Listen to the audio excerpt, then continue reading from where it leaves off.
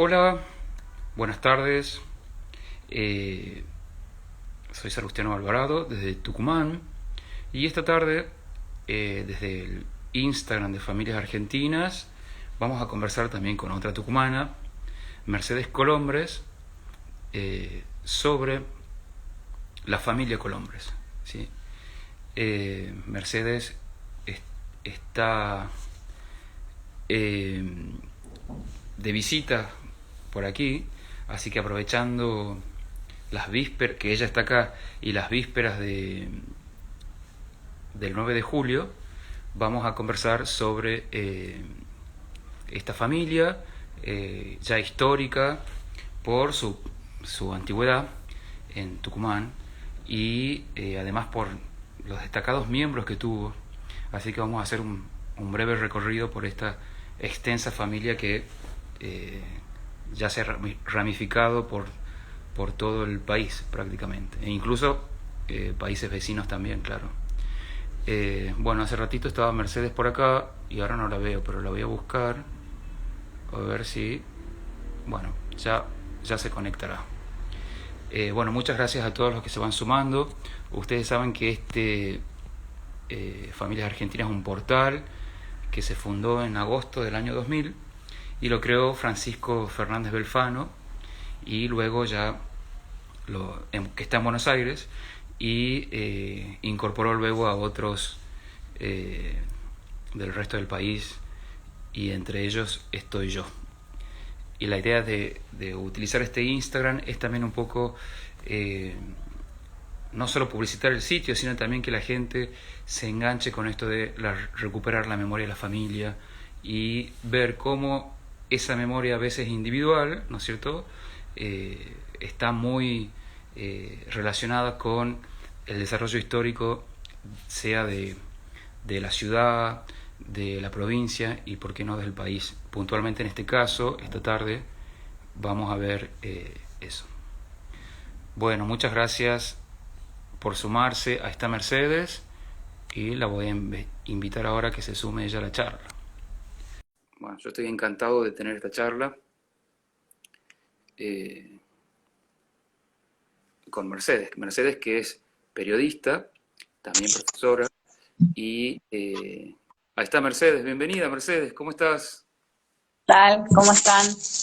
Muy bien, te estaba presentando y bueno, estoy encantado de que estés esta tarde con nosotros conversando sobre esta familia histórica, ¿no es cierto? Por el tiempo, ¿no es cierto? Que perdura el apellido, por línea de varón, que también es bien interesante ver la historia de las mujeres de la familia. Pero bueno, eso quizás en otro momento lo podamos, lo podamos desarrollar. Vos sabés que estamos en este portal de Familias Argentinas Me y yo... encanta, lo seguía, te digo la verdad, lo seguí y no sabía que estabas vos, te felicito. Ah, bueno, me alegro que te guste, gracias. Te quiero preguntar cómo, si en tu caso te has vinculado con la memoria familiar, cuándo nació ese gusto o esa inclinación en vos por conocer la historia de tu familia.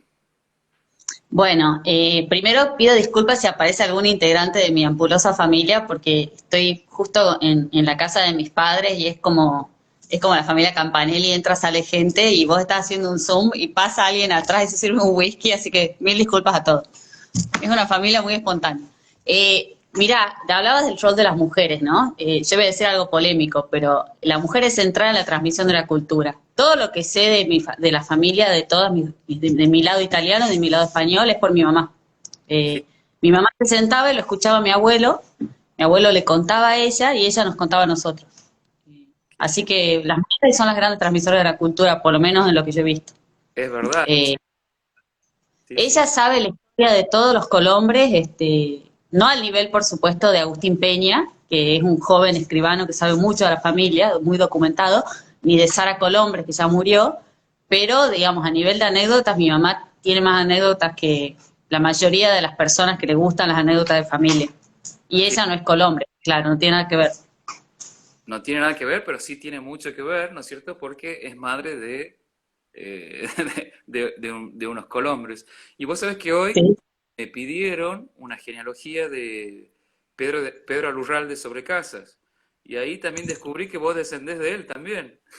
Mira, tengo manuscrito de Sarita Colombres, te lo puedo escanear, no lo tengo acá, pero te lo puedo escanear y mandártelo por mail. Algo escrito sobre los Alurralde de la propia Sarita, porque todos los Colombres somos Alurralde. Exacto, qué interesante. Contanos un Sí. poco el origen de la familia Colombres. Bueno, la familia Colombres viene de Asturias, ¿no? O sea, el Colombres que viene acá, en varios lugares de Asturias de hecho hay un pueblo cerca del mar que se llama Santa Ana de Colombres, Sí, Santa María de Colombres, perdón. Bueno, el Colombres que nos interesa a nosotros, que es José Ignacio, viene de Llanes, del obispado de Llanes, nace en 1749 para poner en órbita a la gente. Estamos todavía en plena monarquía absoluta en ese momento, ¿no? O sea, ni libertad, ni siquiera Napoleón, ni Revolución Francesa, la monarquía absoluta. Ahí nace José Ignacio Colombres. Eh, por los documentos, yo todo lo que, no soy historiadora, soy periodista, yo lo que cito son cosas que han escrito otras personas, como Sarita Colombres, como Elena Perilli, que ha hecho un trabajo fabuloso de documentación, claro. Agustín Peña también continúa mucho esa tradición, pero bueno, lo que yo pienso es que probablemente José Ignacio era un hijo segundo o tercero, había ley de mayorazgo en la mayoría de los países de Europa, y lo que le quedaba al hijo segundo o tercero era ser cura, ser militar o ir a América, ¿no? No había muchas opciones en la vida, tampoco España estaba pasando un gran momento. Probablemente por eso él ha venido a Argentina. Ha habido otra rama de la familia que se ha ido a México y de hecho hay unos Colombres muy prominentes en México, Ya, pero bueno, él se vino para acá. Él se vino para acá y se dedicó a ser comerciante de caballos. Otra conclusión, ¿no?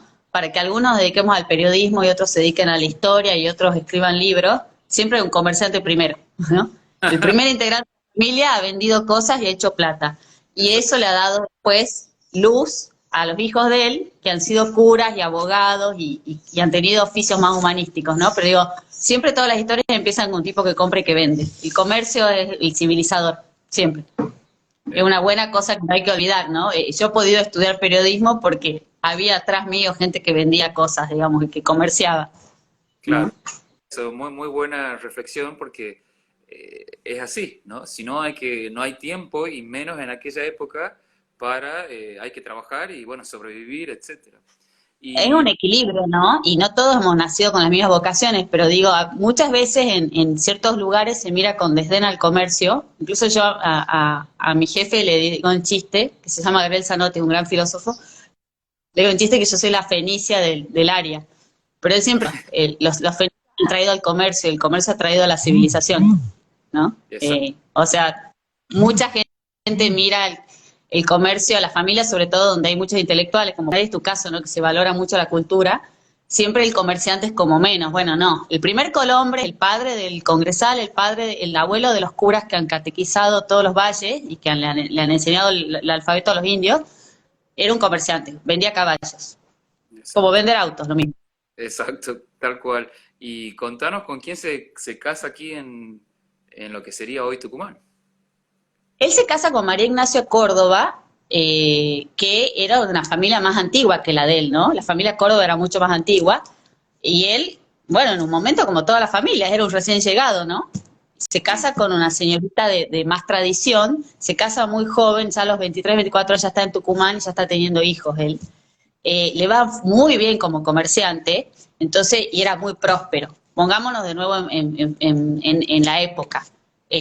Virreinato, bueno, España gobernaba todo, no había milicia argentina, no había cierta administración, pero muy pequeña. Mucha gente trabajaba de onda en el Estado en esa época. Las arcas del Estado no daban, se exprimía a los ciudadanos impuestos, era muy alta la carga impositiva, muy poca gente tenía derechos a participar cívicamente. Los que tenían derecho eran los españoles, pero los españoles no cobraban en general por estos cargos. Entonces, ¿qué sucedía?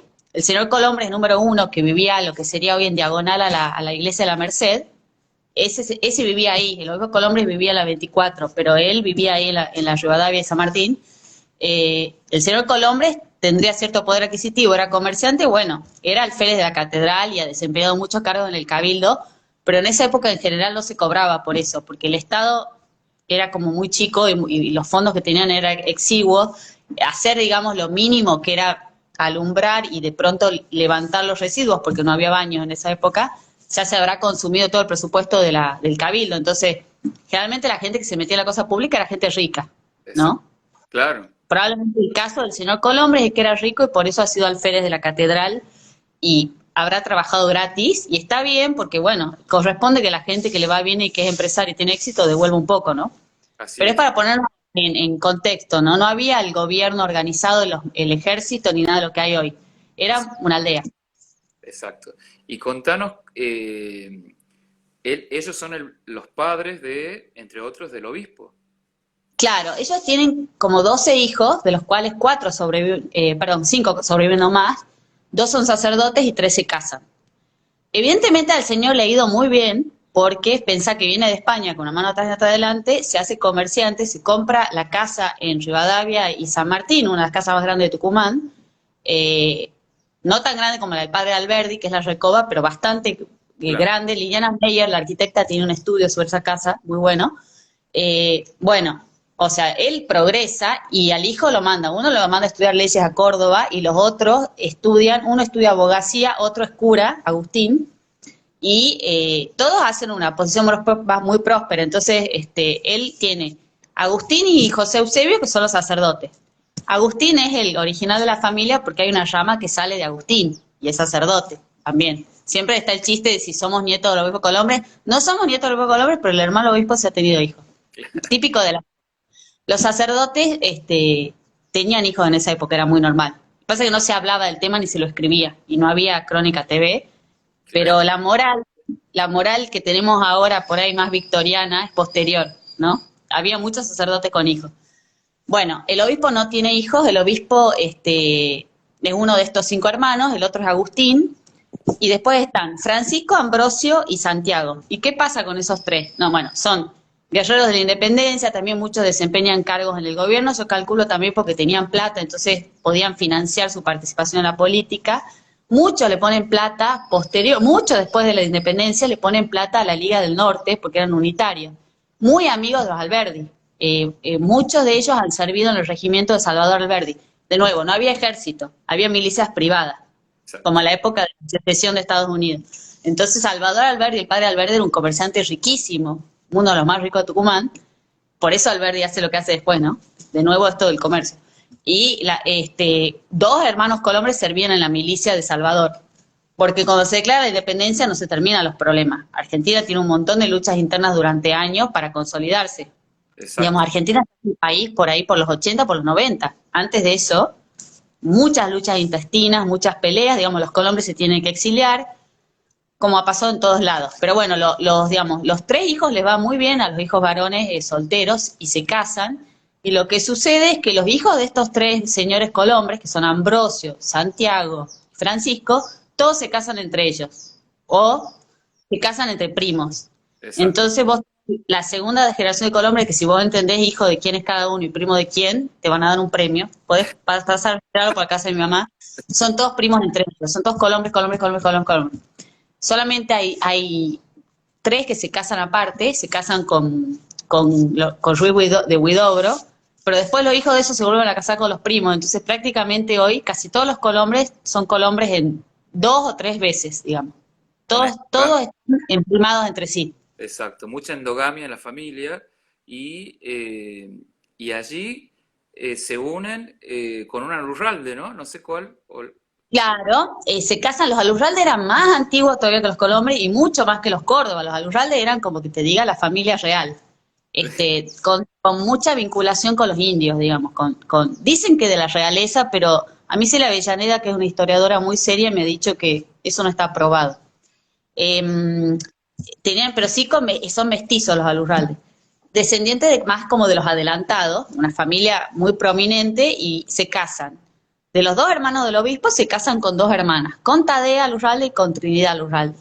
Y el otro, Ambrosio, que es uno de los que salimos nosotros, se casa con Tránsito González Espeche, que es de una familia catamarqueña también súper tradicional, digamos. De ahí sale, por ejemplo, Nicolás Avellaneda, ¿no? El sillón del gobernador de Catamarca, que se llama el sillón de Avellaneda y Tula, Nicolás Avellaneda y Tula, el abuelo del presidente, ese señor estaba casado con una de estas González Espeche, la otra estaba casada con Ambrosio. y Santiago y Francisco con Tadea y Trinidad Lurralde. Entonces tenés, primero que 2 colombres se casan con 2 hermanas. Después tenés que los hijos de estos se casan entre sí, los primos hermanos, y se casan con los primos hermanos del otro colombre. Tal cual. Y otros se casan con los colombres Rubio y Dobro, que es una pequeña, la única fracción que no se casan entre colombres son estos, pero después se vuelven a casar ya la 4ª generación entre sí. Entonces hoy difícilmente encontré un colombre que sea una sola vez colombre. Casi todos descienden de 2 hermanos, digamos. Exacto. Interesante.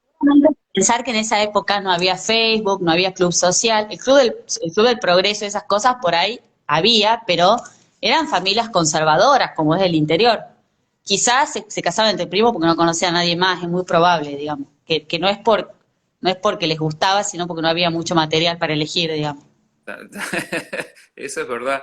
Y aparte, una familia muy prolífica porque tenían muchos hijos, ¿no?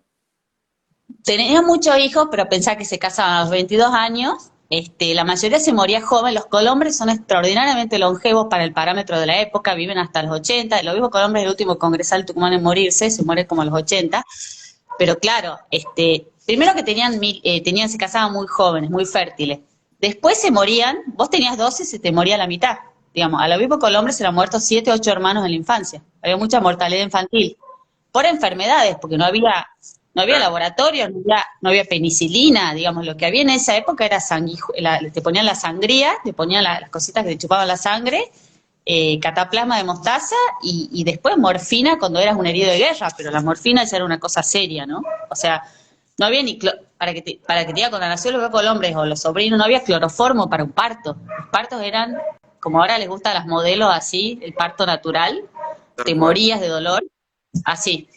Sí. Entonces, bueno, vos tenías 14 hijos para que sobrevivan 4. Esa era más o menos la proporción. Así es. Y esta familia se vincula también, obviamente, como estás explicando, con otras familias tradicionales, cual ya muy van armando lo que hoy se llama la red de parentesco, ¿no? Sí, sí. Los colombres han sido muy de casarse entre ellos, pero algún tipo de vinculación con afuera han hecho. Y bueno, además de ser Alurralde, en realidad, Alurralde es como una. Hay 2 familias en Tucumán que han sido grandes productoras de hijas mujeres, son los Alurralde y los Silva. Eh, Nadie es Alurralde ni es Silva de apellido paterno, pero todo el mundo desciende de las hermanas Alurralde o de las hermanas Silva. Un cuento divertido de las Alurralde, que es supuestamente viene un candidato, el de la más chica, el señor Terán, creo que era el señor Terán porque todas se han casado con estos apellidos así de próceres, y vino a pretender la mano de la más joven y le dijeron, no, acá se casan por turno. Así que le asignaron a la hermana más grande y se casó con Mercedes Alurralde. De ahí salen los claro. Terán, las del medio son Tadea y Trinidad, la más chica es la de Diego Arauz, Micaela. Ah, sí. Bueno, Alurralde es un gran productor de familias, aunque no del apellido. Sí, lo mismo las hermanas Silva, bastante después. La casa de las 100 puertas al frente de la catedral, la casa de los Silva, todas casadas también con. No hay nadie apellido Silva ya, pero todas se han casado con gente, digamos, Es verdad. los colombres no se han mezclado tanto. Lo que te pasa es que si vos sos de la rama Alurralde o tenés parentesco con los Silva, por ahí estás emparentado con todo el mundo. Porque los colombres han sido en general muy endogámicos. Muy endogámicos y aparte tienen una característica. Ya has mencionado la parte, ¿no es cierto?, del comercio, que es bien interesante de la parte intelectual, pero también has mencionado los sacerdotes. Pienso yo, mira, conociendo a algunos, hasta el día de hoy son gente muy religiosa. Súper, súper, o sea, la tía Sarita Colombres había hecho el cálculo, en todas las generaciones había 3 o 4 curas y monjas, digamos, sin parar, desde que el señor Pisón vino a Tucumán en 1770 por ahí, nunca dejó de haber curas del territorio argentino, monjas apellido Colombres, montones, en todas las generaciones, y los que se tiene registro, porque a veces se te escapan. Exacto. Eh, pero impresionante, digamos, incluso tenés familias como los Colombres Terán que tienen en la misma familia por ahí 2 o 3, digamos, ¿no? Monja, cura, Exacto. muy religiosa, una característica muy de la familia eso, también alimentado por otras familias, ¿no? Por supuesto, porque uno tiene lo del padre y lo de la madre. Y bueno, y otra característica notable de la familia es el orgullo. Siempre se habló, sí, que todas las familias tienen sus defectillos, el defectillo de la familia Colombres sería el orgullo, ¿no? Uno ve cartas de cualquier época que hablan de eso, ¿no? Son muy orgullosos. Entonces, bueno, claro. Eso era un defecto que habría que empezar a pulir. Vos sabés que me estoy acordando de Adriana Colombres, por ejemplo, ¿no? Que ha sido maestra de novicio de los dominicas. Ujú. Excelente, amorosa ella. Sofía, Terán Colombres también. Bueno, en fin, hay varios ahí que me Sí, quedo con los nombres más porque me olvido y son muchos. Y vos sabés que sí. te quería también, puntualmente yo investigué mucho la Tercera Orden Dominicana entre 1880 y 1940 y los colombres siempre están presentes allí desde casi los primeros tiempos y como vos decís, vinculados, si no el apellido, ¿no? Son Terán Colombres, bueno, de la Vega, Sí, eh, mucho. bien interesante eso. Y vos sabés que hoy, mañana, ya estamos en las vísperas de un nuevo aniversario de la Revolución, de la Independencia, perdón, de la Declaración de la Independencia, y ustedes tienen también el privilegio de, digo, la familia, de tener un congresal, ¿no? Contanos un poco Tenemos de... dos. Bueno, Vale. contanos un poco de eso. Sí, sí, porque el obispo Colomes tenía 38 años, ¿no? Mira, como nosotros más o menos, cuando fue la independencia. Pero tenía 38 años, era un cura joven, medio joven, porque en esa época se morían jóvenes, pero no era súper experimentado. Mi cálculo es que él cae al Congreso por su tío, por José Ignacio Tames, que era más grande. Claro, El cura Tames era tío de él, y tiene más edad, digamos, porque uno se pregunta, ¿no? Como en todo, ¿por qué fulano tan joven y en las actas no aparece mucho? Aparece mucho más Tames o Serrano. sí. Eh, y claro, bueno, como en todos lados, ¿no? A veces uno va a un lugar siendo, te habrá pasado a vos con la historia, que has llegado a un ámbito de la historia donde todos eran muy, muy mayores y vos eras jovencísimo y bueno, digamos, uno está ahí medio intimidado. Mi presunción es que el obispo ha ido con su tío al Congreso y le tocó ser diputado por Catamarca. Catamarca era una provincia mucho más importante en esa época que Tucumán. Y él le toca por Catamarca. Mi impresión de lo que, porque vos ves que el diputado Anchorena opina un montón, el Serrano era también una voz fuerte, bueno, ni hablar la Prida. Mi sensación es que el obispo ha ido como acompañando a su tío porque era joven, lo que no quita que después, digamos, ha tenido una actuación muy fuerte en las guerras de la independencia, ha peleado, ha evangelizado mucho a los indios, digamos, se ha tenido que exiliar, después se ha vuelto a exiliar, ha hecho la industria azucarera, no ha patentado el trapiche, no ha patentado nada, y por supuesto ha regalado la tecnología y así se ha explotado la tecnología del azúcar, ¿no? Porque no, si vos no lo patentás, obviamente todo el mundo te lo copia. Tal cual. Él ha hecho muchas cosas, digamos, así como prohombre. Mi sensación es que en el Congreso todavía era un poquito joven y estaba un poquitito verde. Sí, sí pareciera que él era monárquico, o sea, apoyaba como Tames la idea de la monarquía inca, Ah, cierto, que era sí. un de Belgrano, ¿no? Que estaba buenísima, pero hay historiadores como más modernos y más antisistema, como Emilio Campo, que es así como un tipo marginal, entre comillas, porque es un genio y ha investigado un montón. Pero Emilio dice que en realidad el mainstream, la corriente principal, estaban viendo si Argentina se volvió un protectorado de Francia o de Inglaterra. Bueno, claro, Y que la teoría de la monarquía incaica era una distracción que nunca le iban a hacer realidad, que por supuesto los románticos tucumanos la tenían, creían que era una manera de reivindicar a los indios, a los que le habían quitado el lugar, pero digamos, uno ve que hay un montón de agentes ingleses y franceses en esa época hasta acá, San Martín, Alvear se están carteando con los ingleses, con los franceses. Aparentemente la teoría era cómo te libras de España. Imagínate que Tucumán mañana dice, nosotros no somos Argentina, no le obedecemos más al presidente de la República en el Congreso y nos cortamos solos. Lo mismo, todo el mundo nos mira, ustedes están locos de la cabeza, los invadimos. ¿Cómo iba a ser Argentina para despegarse de España, que era un imperio? Tenían que tener una protección, ¿no? Una protección y un ejército. Candidato uno natural de todos los países que se quieren independizar desde el comienzo de la historia de la humanidad es Inglaterra. Todo país que se quiera hacer independiente, llamarle Rumania, Bulgaria, el que sea, van a buscar un príncipe de Inglaterra y si en Inglaterra no le dan corte se van a Alemania. Bueno, Argentina estaba negociando a escondidas para traer un príncipe inglés, aparentemente los ingleses no estaban interesados, o uno de los Orleans, digamos. Y la otra opción era la infanta Carlota Joaquina, lo que pasa es que era hija de era hermana de Fernando VII. Fernando VII tenía una reputación espantosa de ser un monarca absoluto, estaba totalmente devaluado, los Borbones estaban devaluados, entonces, bueno, pero digamos, eh, de alguna manera esto de la declaración ha sido una manera de ganar tiempo también, de ganar tiempo para ver cómo Argentina se protegía de España, digamos, porque no era que España se iba a quedar y iba a decir, buenísimo chicos, son independientes, no, o sea, España nos iba a invadir, había que de alguna manera blindarse. Con esto se gana tiempo, pero no es que se termina la historia ahí, le toma un montón de tiempo, y de hecho Argentina se reinicia las relaciones diplomáticas con España recién en la presidencia de Roca.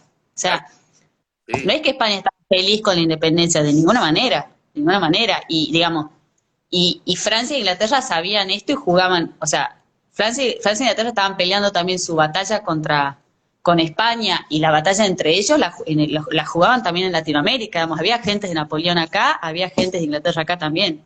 Digamos, de hecho, incluso hay una nieta ilegítima de Napoleón Bonaparte enterrada en la Recoleta, digamos, un hijo ilegítimo de Napoleón ha sido embajador acá. Ah, mira Este eso, era un patio de juegos de las potencias, claro, siempre ha sido. sin duda, sin duda. Escúchame, y también has mencionado un aspecto importante de este obispo, estamos hablando de José Eusebio Colombres, eh, que lo tomamos como fundador de la industria azucarera. Claro, él, ¿qué hace? Él agarra, o sea, era una persona, como algunas personas que había en Tucumán, digamos, él tenía mucha iniciativa y ¿qué le preocupaba? Tucumán no tenía la industria de las carretas, digamos, y nada más, para de contar. Y ¿qué pasa? Nosotros estábamos en el camino del Perú, espectacular. Cuando se hace el virreinato del Río de la Plata, Buenos Aires capital, quedamos afuera, creo yo, humildemente, porque no soy historiadora, quedamos afuera del juego. Había que inventar algo. Y supongo que mucha gente como él estaba viendo de qué iba a vivir Tucumán. Y obviamente por el clima, y el azúcar era un implemento carísimo, era un lujo, el azúcar era un lujo en esa época. Bueno, se le ocurre lo del azúcar. ¿Y qué hace? Por supuesto toma lo de los jesuitas, porque no hay nada en el mundo que no hayan inventado los jesuitas primero, digamos. No nos engañemos. Tafí del Valle, Raco, Villa, todo eso lo han descubierto los jesuitas antes que nosotros. Eran sus Él dueños. agarra, claro, él agarra la tecnología antigua de los jesuitas de fabricación de azúcar, de la época de las reducciones, y la moderniza. ¿Y qué es lo distinto que hace? En vez de patentarla o decir, bueno, me lo quedo yo y lo vendo, él le dice a todo el mundo, vengan, hagan esto, y él lo piensa en realidad como una manera de darle trabajo a los indios. Finalmente, esa cosa así cooperativista que tiene tan romántica no le funciona supongo yo, por las guerras civiles y toda la convulsión interna que había en Argentina, que no había paz para generar este tipo de cosas. Y el invento lo terminan levantando algunos empresarios a pulmón criollo y después los franceses, pero la idea de él en realidad era generar trabajo para los indios y para los pobres.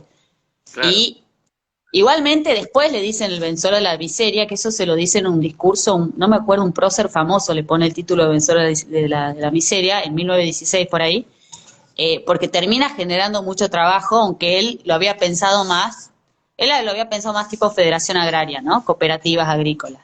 Termina siendo un negocio de empresas grandes, pero al final termina dando trabajo y termina colonizando.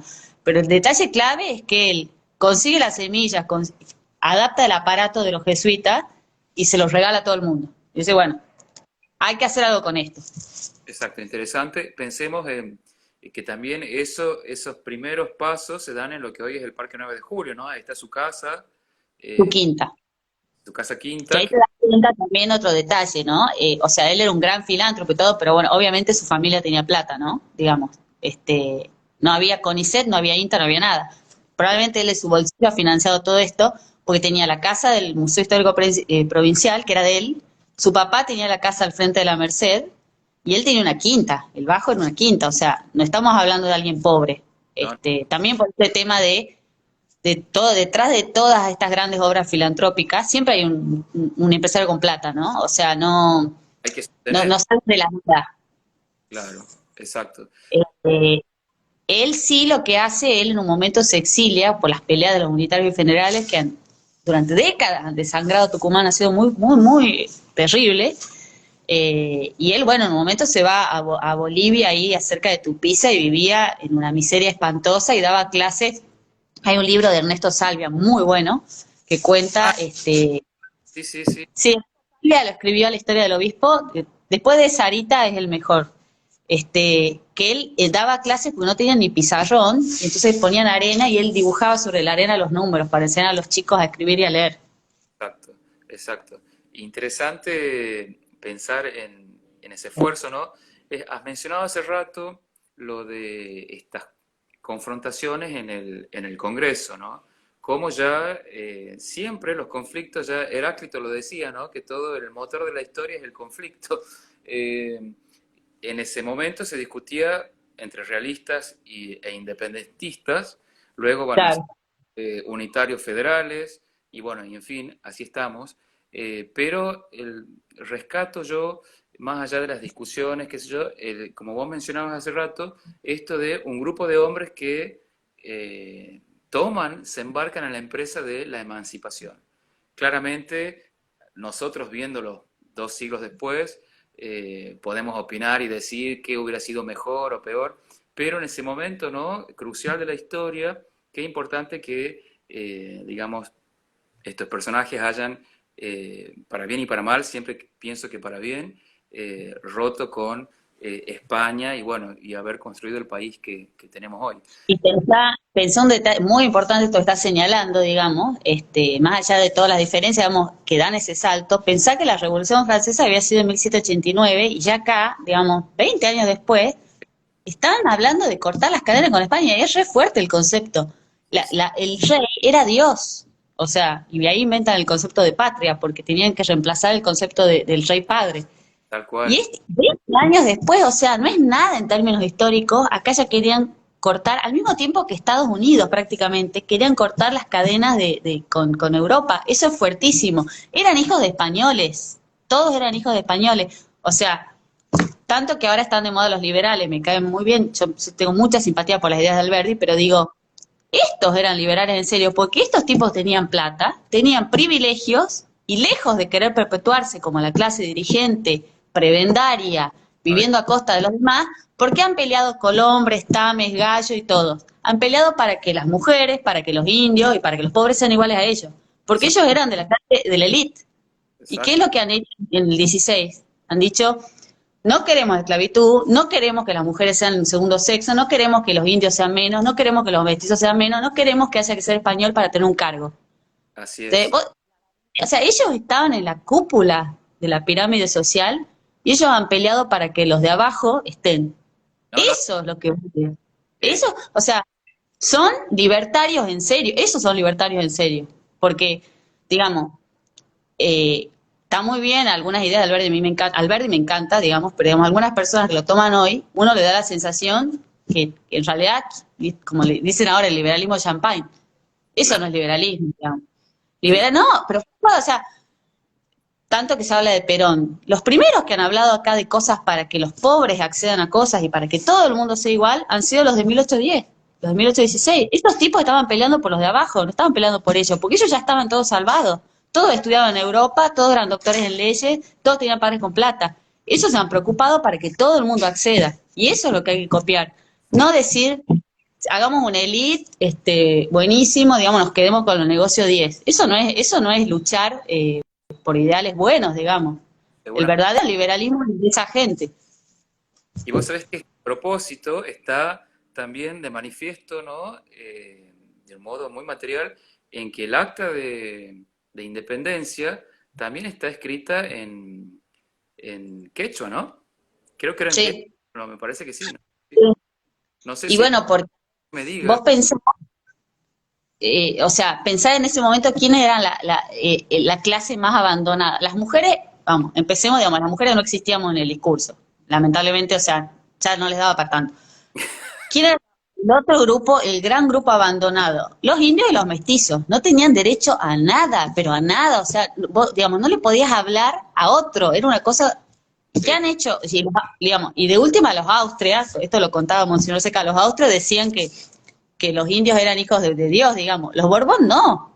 Los indios no tienen alma para los Borbón.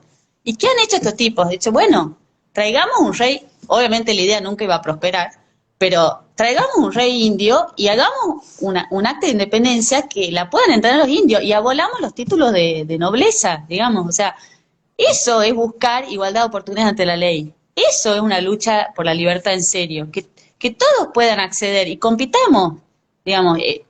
Ese coraje que han tenido este grupo, yo después, digamos, no, salvo en Sarmiento, digamos, no sé si cuándo se ha vuelto a ver gente con esa vocación tan universal de que todo el mundo participe, digamos, Claro, porque después uno ve, bueno, sí, Sarmiento y Alberdi sí, Nicolás Avellaneda también, con los trenes, exacto. pero también, digamos, después se ha contaminado mucho la élite política argentina de amiguismo, muchísimo, y hasta hoy, digamos, ¿no? En todos Bueno, los partidos. eso vos has visto que ya es para otra charla. Vos sabés que estoy Sí, lo pensando, que quiero decir es que yo, digamos, lo que vos has dicho de la valentía de estos tipos, la valentía de emanciparse de España y la valentía de querer un mundo con oportunidades para todos, no para ellos solos, porque las oportunidades ellos lo tenían. Ellos se han exacto. preocupado para los indios. Y vos sabés que cuando mencionabas lo de el exilio, por ejemplo, del obispo y de muchos miembros de la familia Colombres, ¿no es cierto?, por esta cuestión de unitarios federales, los bienes quedaban a veces incautados, en fin, y no sé Sí. si sabés la historia para que nos contés un poco entre Zoila Gutiérrez y Ezequiel Colombres. Esto es para los Colomnas es una familia muy política. Después del obispo hay, digamos, en todas las generaciones, así como hay curas, hay tipos metidos en la política, en todas. O rector del Colegio Nacional, hay mil ejemplos. Hay un video en YouTube que se llama Los Colombres, que ha editado Martín Lobo, que ahí está la historia de todo. Sí, Obviamente era una dinastía política hasta la mitad hasta 1940 y pico, digamos, ha sido una dinastía política los Colombres. Siempre estaban en la rosca. ¿Qué pasa cuando vos estás en la rosca? Digamos, vos sos amigo de los peronistas, de los radicales, de los liberales, digamos, pero tenés contacto con todos. Entonces, ¿qué ha pasado? El obispo era unitario, los hermanos unitarios eran de la Liga del Norte, eran aliados de José María Paz, eran financistas de la guerra de José María Paz. Obviamente, cuando Celedonio de Gutiérrez ha podido, los ha mandado a volar, por supuesto, porque es la política y es así. ¿Y qué ha pasado después? La hija predilecta del gobernador Zoilita se enamora de Ezequiel Colombres, que era el más romántico, el más unitario, el más idealista de todos los Colombres que había en el universo, un pajarito volando por ahí, se enamora de la hija del peludo Gutiérrez, que era más malo que las arañas. Y bueno, ¿qué ha pasado? Obviamente el amor, han perdonado a todos los Colombres y los han dejado volver. los dejaron volver, así es, Los así, dejaron volver porque se casó Ezequiel con Zoila, por eso. exacto. Y Pero digo, aparte, este, ahí ¿cómo? y ahí también nace, ¿no es cierto?, una rama de Colombres Gutiérrez, que bueno, también es Sí, interesante porque, bueno, ahí ya me confundo con Colombres Paz, Paz Colombres, sí, no, no, Colombres, en fin. el único que entendió eso fue el escribano Isaac Matienzo, que hizo el árbol genealógico. Nunca más, no se supo nunca más de nadie que lo entienda. Hay un árbol genealógico espectacular hecho por él, pero es como una obra de ingeniería. No, Ezequiel y Zoila, que digamos, gracias, o sea, digo, ¿por qué lo digo esto? Uno se imagina que la política son enemigos. Siempre hay cables de conexión y la Claro, política tiene redes de cooperación. Entonces, muchas veces el que salva la vida a un radical es un peronista, digamos. Y en este caso el que le salvó la vida a los colombres fue Zoila. exacto. Entonces, es una buena lección de no ser tan confrontativo y tan creído, porque muchos colombres, digamos, se desmayan si se enteran que un federal les ha salvado la vida. Digamos, estamos todos acá porque un federal nos ha hecho un favor, ¿no? Hay que ser humilde y hay que entender que hay mucha cooperación en la política. No, los hijos de Zoila y Ezequiel tienen dos. Uno es Ignacio, que fue médico en la epidemia de cólera, por lo que dicen las documentaciones de Elena Perilli. Se murió muy joven y le hicieron, hay un monumento divino ahí en el cementerio este antiguo donde están todos los próceres. Parece que se murió muy joven, no sé si participando en alguna revolución. Y después está el hermano de él, que es el que funda el diario El Orden. También, los dos, digamos, involucrados en política, involucrados en la rosca, pero digamos, por ejemplo, los colombianos han estado muy metidos con el roquismo, siempre había un Colombres en el ministerio, en el gabinete, o sea, también, ¿no? Para que uno no se haga el no sé qué, ay, qué horror, cómo se acomodan esto y los otros, ¿no? Los Colombres han tenido cargos públicos en todas las generaciones hasta 1943, ¿no? No digo porque siempre hay élite política, siempre hay gente que está cerca del poder y digamos, bueno, en esa época eran ellos, qué sé yo, y había también otros apellidos, pero digo, esa cosa de ver la política con esa cosa, ay, no hay que ensuciarse. Claro, pero Seguramente los partidarios de Juárez Selman le parecían unos rolos colombres, le parecían unos delincuentes, digamos, y de hecho hay un libro que habla de la colombreada, ¿no? En mira, algún momento hubo un gobierno, la colombiana había 3 ministros colombres y los del bando rival los miraban despectivamente porque decían se están acomodando todos los colombres. la época de Qué Roca. genial. Vos sabés que me ha hecho acordar esto de ensuciarse.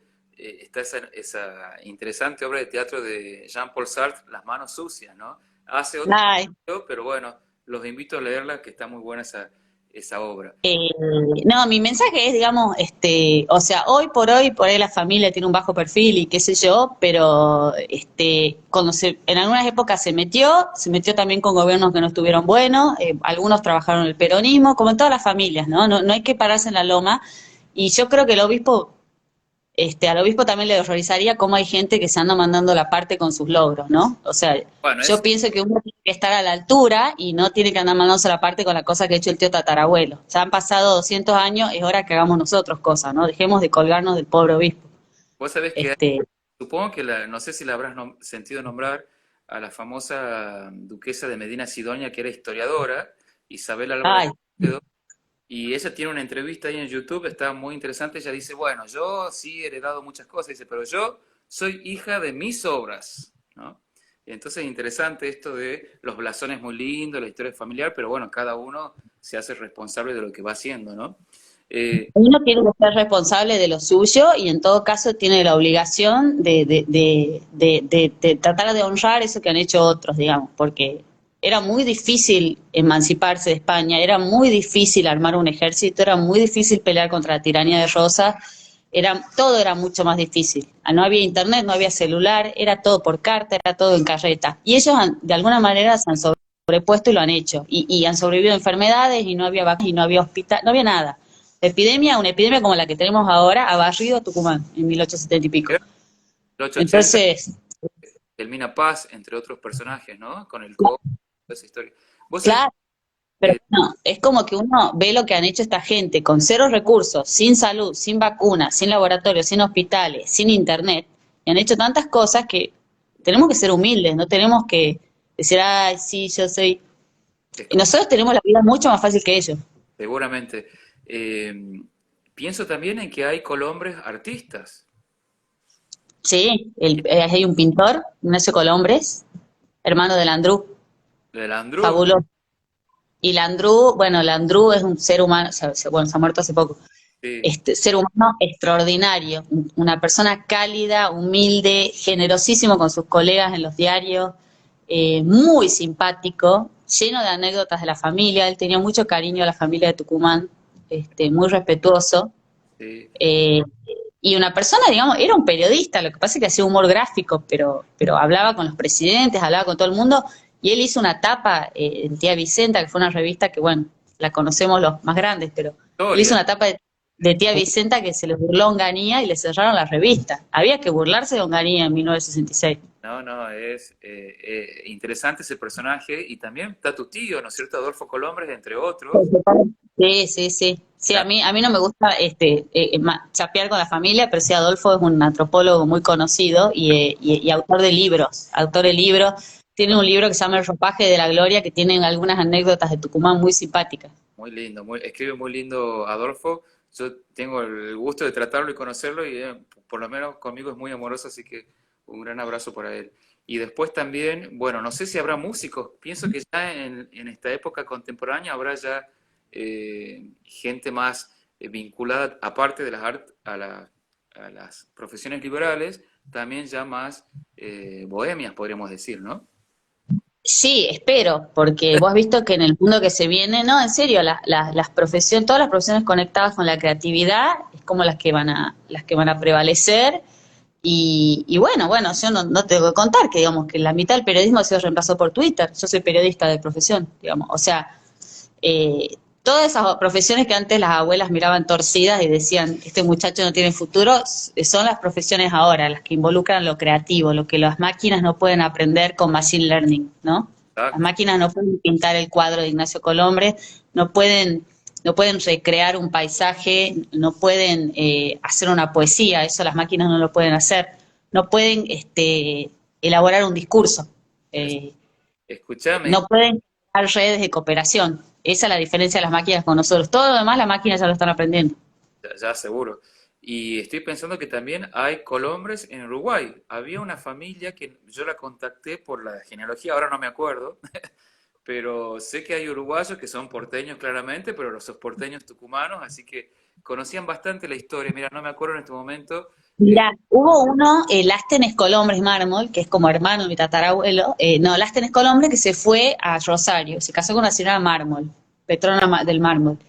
Tuvo 20 hijos ¡Wow! ¡Qué increíble! y tenían una fábrica alcoholera en Rosario que todavía está el cartel, que se llama Alcohol Colombres. Bueno, ese señor tuvo 20 hijos, de los cuales varios fueron a parar a Buenos Aires. Y hoy en Buenos Aires tenés casi tantos colores como en Tucumán, pero todos salen de Lástenes. Sí, 20 sí, hijos. un montón. Está en el árbol y yo pienso que los de Uruguay salen de ahí. Sí, había unos Son chicos, Colombres Corona, Colombres Casado, Colombres Mármol. sí, Millones, millones. había unos chicos hongaicos muy simpáticos.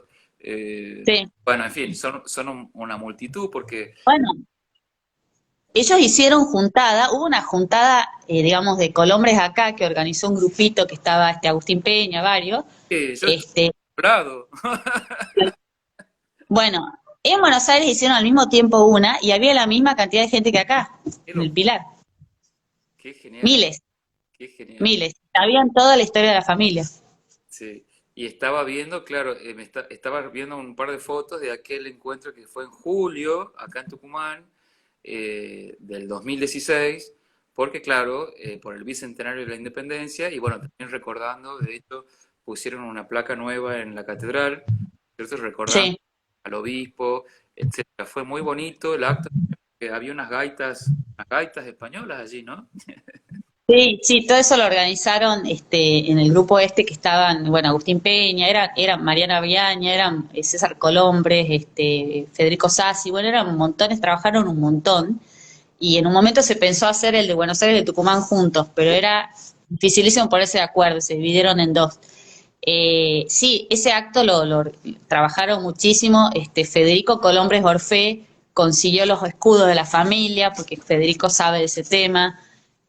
No, fue un trabajo impresionante. Incluso hasta hicieron unos vinos con la etiqueta con la cara del obispo. Yo lo tengo guardado, sin tomar, ya de ese vinagre, pero fue lindo y bueno, fue lindo recordar eso que, digamos, tiene que ser una obligación para uno, ¿no? De tratar de ayudar.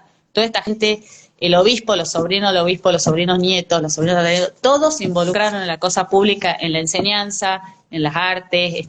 Bueno, Maga Colombres, por ejemplo, una señora que sería abuela mía, Sí. Maga Colombres donó cosas para colegios, para orfanatos. Bueno, digamos, tratar en donde uno puede, digamos, reproducir eso, ¿no? De ayudar, porque uno le debe un montón a Tucumán, entonces si uno puede hay que devolver. Este mensaje, Y otra cosa curiosa que no es distinta a porque uno se imagina que en esa época era todo fácil, era muy romántico, estaban ahí en la casa histórica fumándose un puro, firmando la independencia. Al obispo le tocó ser obispo de Salta, y están todas las cartas reproducidas por Carlos Palatorre, lo que renegó. Las monjas no le hacían caso, los curas no le hacían caso, los curas escribían al Vaticano para que lo echen. O sea, el pobre obispo Colombres renegó más como obispo que como político. y Le aparte, hicieron la vida imposible en Salta, fue terrible.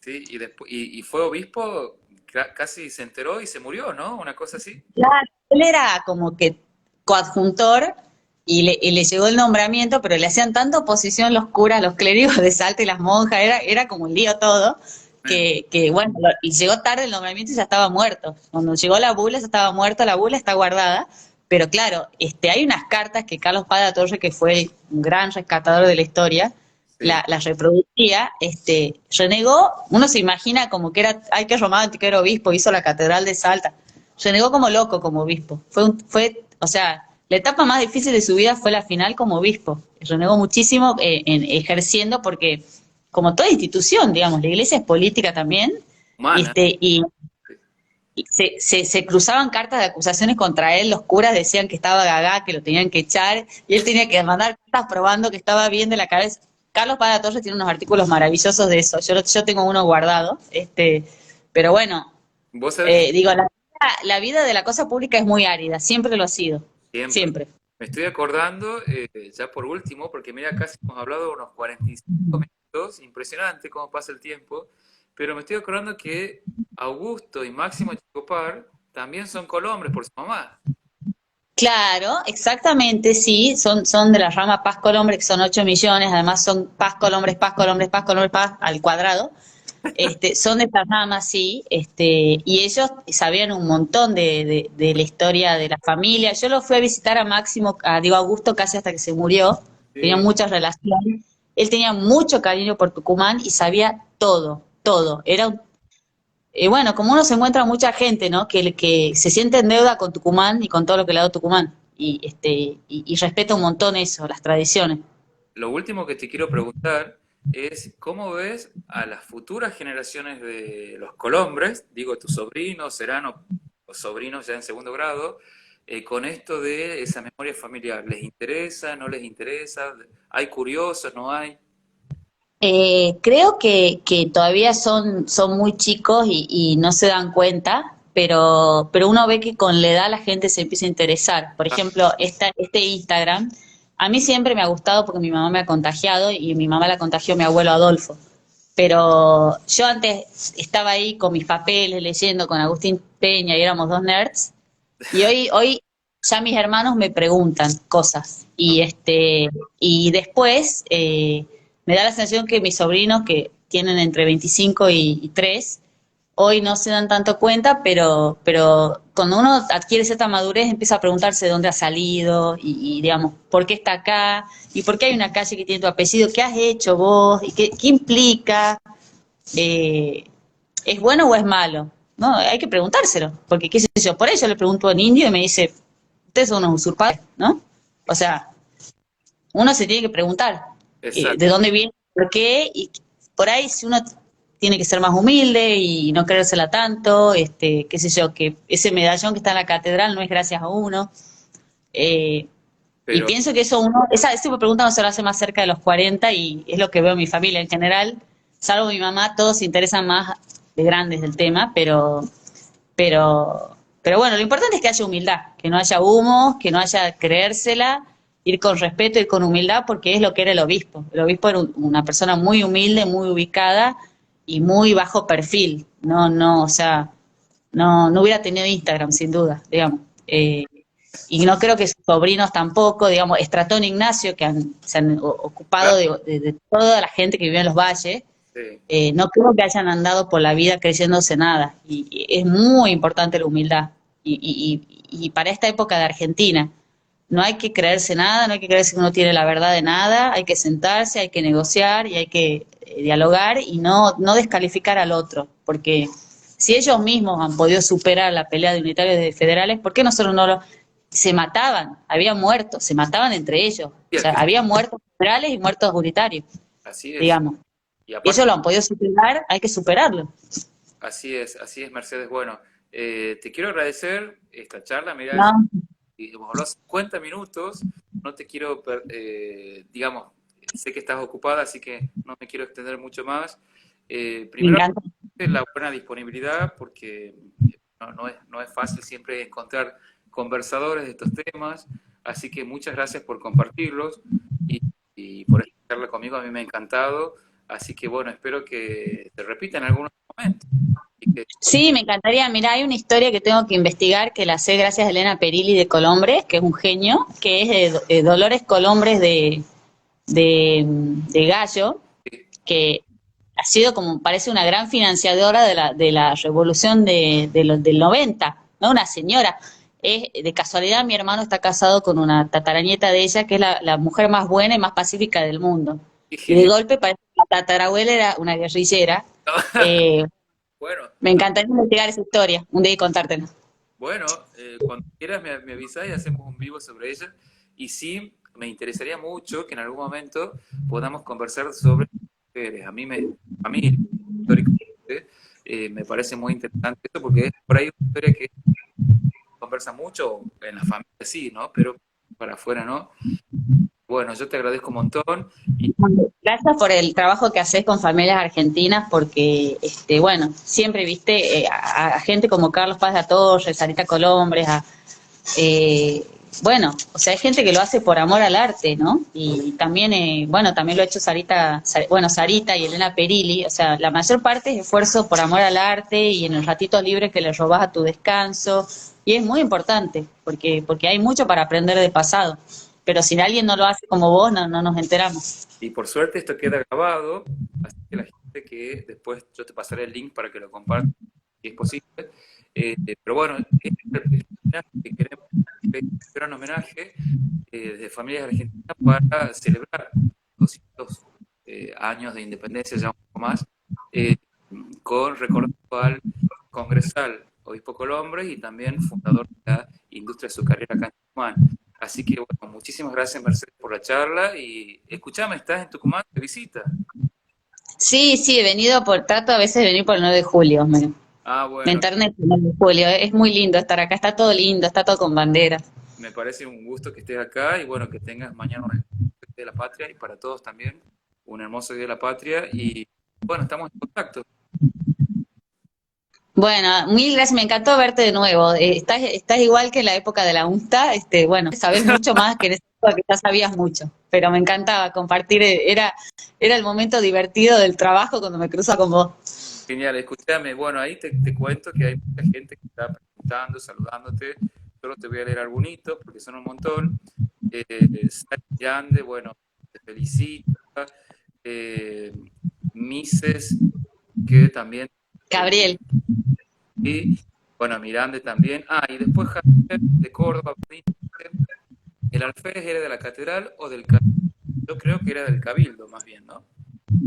ay, mira, yo he estado repasando los papeles de Elena Bueno, y decía de la catedral, pero bueno, por ahí me he confundido. no, Yo tengo el cuadro, viste, que está con el obispo de San Alberto, es el Colombre con las coletas y todo igual que Luis Quinto, una cosa de loco, y está arrodillado con el obispo y ahí está escrito a mano alférez de la catedral, ah, bueno.